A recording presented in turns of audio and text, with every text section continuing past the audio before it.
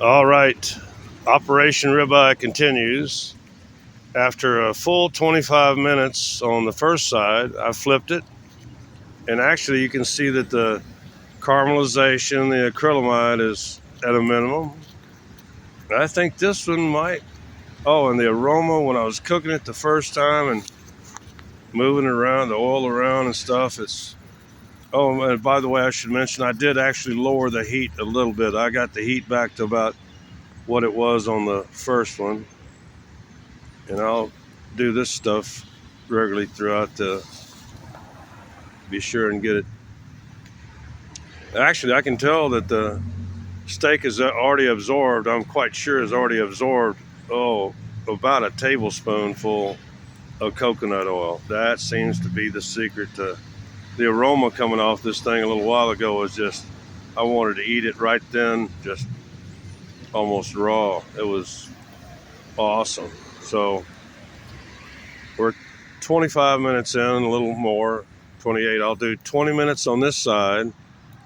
And always remember, rule number one on any steak is you gotta, after you finish cooking it, especially if you're using higher temperatures, you gotta let it rest for 5 minutes. So here in about 15 minutes, I'm gonna turn off the heat, then salt it. Never salt your meat before cooking. Never salt your rice before cooking. Never.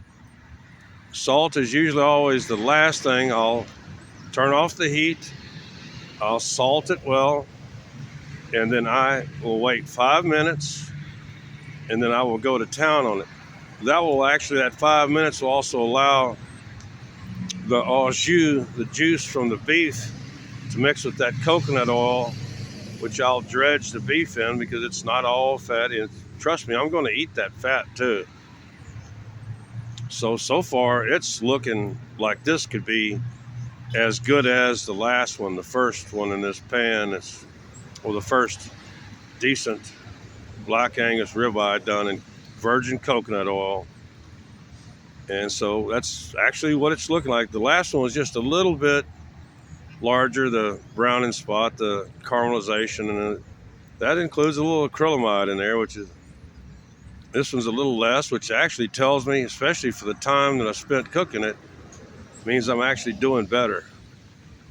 Yeah, I know I should really, you can see the oil's hot enough, and yet the flame, it should even show less.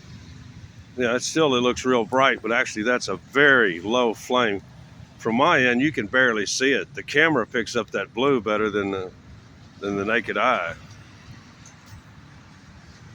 So I'm gonna smoke a cigarette and spend a little time, tilting it, rotating. Actually, when you tilt it, you get the heat in one end, and then it also drives the heat up to the far side because of the angle of the pan. But always remember, always let a steak rest for 5 minutes after cooking it so it'll relax, because most of them, they will tighten up while cooking, especially if you're using higher temperatures. And it's actually when you begin to let it rest, that's when you salt it. Let that salt give a chance to soak into there. You'll use less salt. Anyway, 4 minutes, I'm out. We're step 2 is underway.